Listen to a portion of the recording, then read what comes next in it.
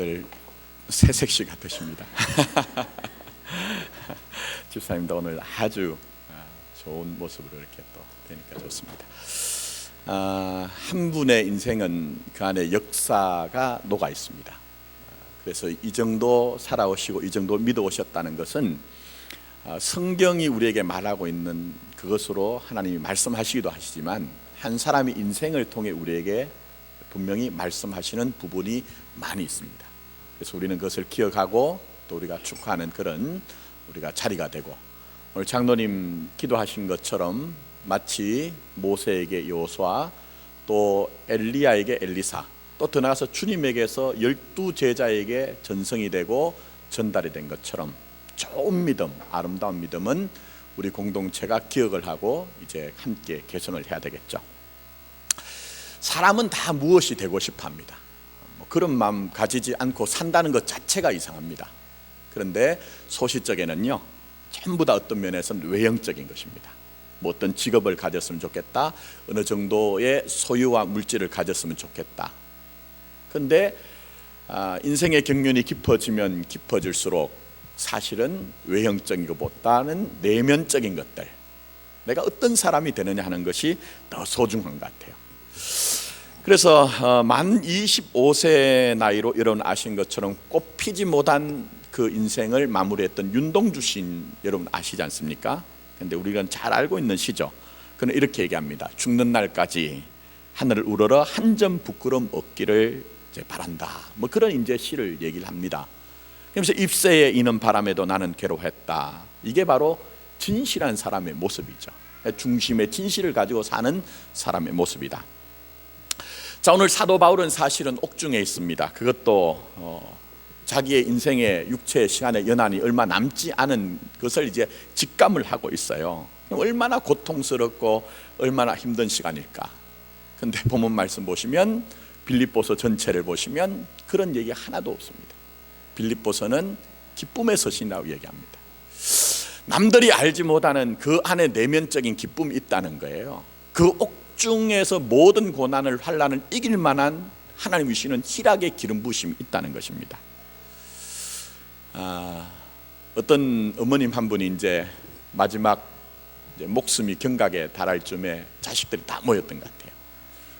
그래서 어머니를 중심으로 해서 손주들까지 다 이제 마지막 임종을 지키는데, 그 어머니가 너무 이제 그 생명의 끈을 놓지 않고 너무 힘겨워하니까요, 큰 자부가 며느리가 이제 믿음 생활 다 하는 집안이었던 것 같아요. 그래서 손을 꼭 붙들고 그런 얘기를 했답니다. 어머니 너무 힘들어하지 마시고 이제는 천국 바라보고 그렇게 이 마지막을 좀 잘 마무리했으면 좋겠어요. 저 천국에 가면 아버지도 계시잖아요. 어머니 사랑하시는 이모님들도 계시잖아요. 보고 싶은 친구들도 있잖아요. 그러니까 너무 힘들어하지 마세요. 그렇게 얘기를 했대요. 근데 그게 어머니 입장에서는요, 시어머니 입장에서는 굉장히 섭섭했던 것 같아요. 그래, 얘야 이리 가까이 오너라 하고는 귀에다가 얘기를 하는데 뭐라고 한지 아십니까 여러분? 그렇게 좋은 천국 너 나하고 같이 가자. 그러니까 이제 이 며느리가 자부가 깜짝 놀라가지고 이제 얘기를 합니다. 어머니, 그래도 어머니 손주들 있잖아요. 제가 가면 안 되잖아요. 쟤들 누가 지금 건사합니까? 그랬더니 어머니가 한 말씀 더 하십니다. 그렇게 좋은 천국이면 저 새끼들까지도 같이 가자. 그래서 마지막 그 임종의 자리가 좀 굉장히 썰렁했대요. 제가 뭘 말씀드리느냐, 사람이란 존재는요, 그 끝이라는 것이, 종국이라는 것이 결코 우리에게 기분 좋은 것으로 다가오지 않습니다. 제가 볼 때 오늘 권사님들 또 집사님 어떤 면에서는 양가 감정이 있는 것 같아요. 지금까지 지켜주신 하나님의 은혜 감사합니다. 어찌 내 인생으로 이렇게 하나님의 나라의 현존인 실존인 교회를 이렇게 섬길 수가 있었겠습니까 하는 마음도 계시겠지만, 또 하나는 섭섭한 마음도 어떤 면에서는 좀 이제 있을 수가 있다는 것이죠. 자, 그러나 오늘 본문의 말씀을 보시면 사도 바울은 23절 말씀 보십시오. 내가 그 둘 사이에 끼었으니 차라리 세상을 떠나서 그리스도와 함께 있는 것이 훨씬 더 좋은 일이라, 이렇게 이제 말하고 싶다는 것을 표현하고 있어요. 자, 그런데 여기에서 이제 세상을 떠난다는 말은요, 아납네시스란 말인데, 이게 무슨 말이냐 하면요, 마치 배가 항구에 있다가 다른 곳으로 출발하기 위해서 닷줄을 푸는 것과 같다는 것이에요. 나그네가 먼 길을 가기 위해서 그날 밤에 잠을 자든 텐트를 거둔다고 할 때 이 아납네시스라는 말을 얘기를 하고 있는 것입니다. 또 더 나가서 감옥 안에 수용 생활을 하던 사람이 이제 감옥에서 풀려나올 때 그 말이 바로 아납네시스, 풀려난다는 그런 의미가 여기에 있습니다. 떠난다는 말의 의미가 있어요. 그러니까 무슨 얘기입니까? 이 끝이라는 것이 이 사도 바울에게는 우울하거나 또 그것 때문에 뭐 절망적인 것이 아니고 사실은 자유라는 거예요. 진정한 자유라는 거예요. 내가 의무적으로 무엇을 하는 것이 아니라 정말 그 자유 안에서 뭔가 충분한 행복감을 누리고 이제 그렇기 때문에 내가 이곳을 떠나는 것이 아무 문제가 없다고 그렇게 얘기를 합니다. 자, 그런데 중요한 것은 그렇게 하지 못하는 이유가 있습니다. 자, 그러면 그 이유가 뭘까요? 제가 말씀드린 그 어떤 할머니처럼 정말 이 땅에 대한 애착 때문에 내가 그것을 놓지 못할까요? 오늘 본문 말씀 보시면 24절부터 26절에 아주 귀한 고백이 나옵니다. 제가 읽어드리진 않겠습니다. 자, 여러분이 눈으로 한번 쭉 따라와 보시면 사도 바울이 그렇게 주님과 함께 있고 싶어하는 마음이 있고 그런 열망과 갈망이 있음에도 불구하고 지금 여기 있는 이유가 있어요. 그것은 바로 교회 유익입니다. 교회 유익이에요, 여러분. 저는 은퇴하시는 집사님이나 권사님, 명예 권사님을 추대되시는 우리 집사님들께서 이 거룩하고 영광된 자리에서 주님의 음성을 들었으면 좋겠습니다. 내가 비록 지게서는 내려올지 모르지만, 인간의 예법을 따라 이것이 끝나는지 모르지만, 나는 주님이 부르시는 그날까지 교회의 유익을 위해서 내가 살겠다, 이 마음 변치 않았으면 좋겠다는 것입니다. 그런 마음을 가지기를 원하는 것입니다. 은퇴를 하면요, 저희 선배 목사님들 중에 은퇴하신 목사님들 얘기하시는 것이 제일 힘든 것이 내가 역할이 없어짐으로 말미암아 내가 왜소해지는 것이 가장 힘들다고 얘기를 하더라고요. 그런 것들이 때로는 좀 마음에 섭섭함도 주고 마음에 우울함도 준다고 얘기를 하더라고요.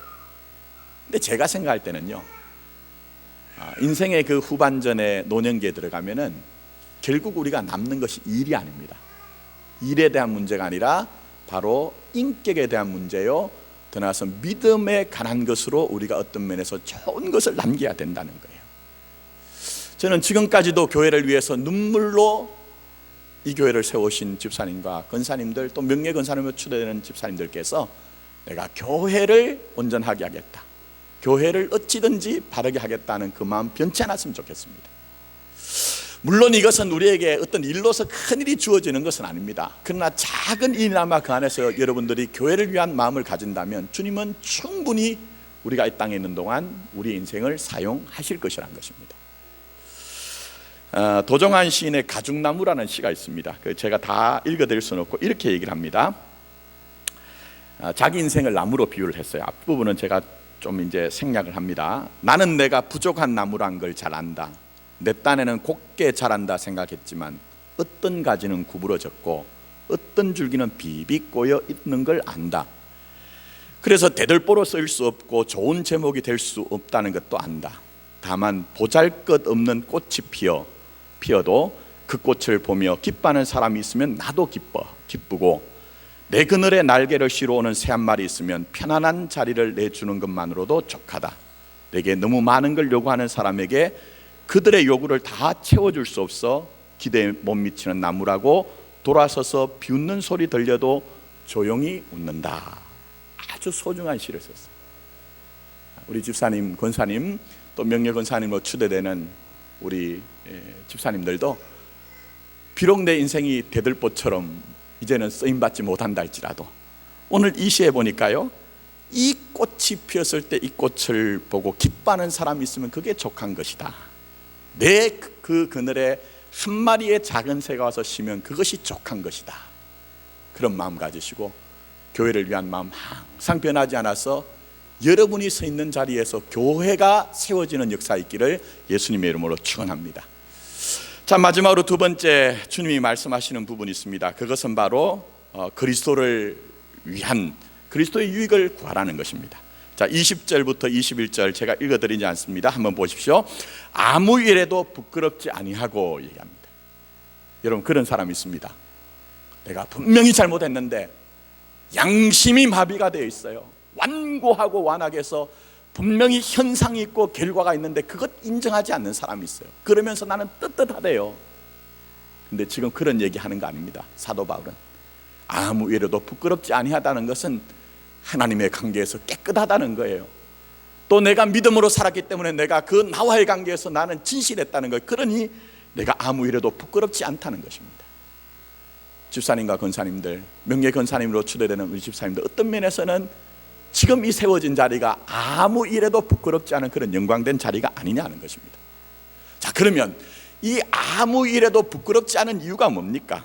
그건 그야말로 20절 말씀 보시면 살든지 죽든지 내 몸에서 그리스도가 존귀하게 되는 것, 그것 때문에 지금 부끄럽지 않은 거예요. 제가 더 깊이 더 길게 말씀드리지 않겠습니다. 사도 바울은 정말 올인하는 인생이었습니다. 어디에요? 예수 그리스도에게. 내 한 몸 희생하고 내 한 몸 손해보고 내 한 몸 눈물 흘린다 할지라도 그리스도만 존귀하게 된다면 그것 나에게 아무 상관이 없다는 거예요. 그래서 그 인생이 지금 아무 일에도 부끄럽지 않은 깨끗하고 진실하고 영당된 삶을 살고 있는 것입니다. 이제 말씀 맺습니다. 오늘 이제 은퇴를 하시는 우리 집사님 권사님들께서는 어떤 자리와 직책으로 돌아보면요, 일을 맡지 못한다는 쪽에서 생각을 하시면 이 은퇴 예식이 흠으로의 귀환이 될 수가 있습니다. 내가 지금까지 뭐 남들에게 말하지 않았지만 그래도 어떤 명예를 내가 위해서 살았다면 이 은퇴는 많은 성도들에게, 대중들에게 잊혀짐이 될 것입니다. 또 내가 힘과 권력을 추구하는 인생을 살았다고 하면요, 이 은퇴가 영향력에 상실될 것입니다. 그러나 여러분이 정말 그리스도를 존귀하게 하고 교회를 위해서 사셨다고 하면 이 은퇴가 하나의 인생의 점으로 남을 것이고, 오히려 은퇴를 하시고 난 이후에 이 사도 바울처럼 그리스도를 존귀하게 하고 교회를 온전하게 할 수 있는 진짜 믿음의 삶을 사는 시작이 될 수가 있을 것입니다. 아무쪼록 오늘 은퇴하시는 집사님과 권사님, 또 명예 권사님으로 추대되는 집사님들께서는 오늘 이 사도 바울이 가졌던 마음을 가지시고 올곧게 온전하게 달려가서 우리 주님이 언젠가 보실 때 정말 네가 진실하게 살았구나, 부끄러움 없이 살았구나 라고 여러분들을 그 품에 다 안아주시는 그런 복된 삶을 사시기를 예수님의 이름으로 축복합니다. 아멘. 예, 이제 기도드리도록 하겠습니다. 최문영 안수 집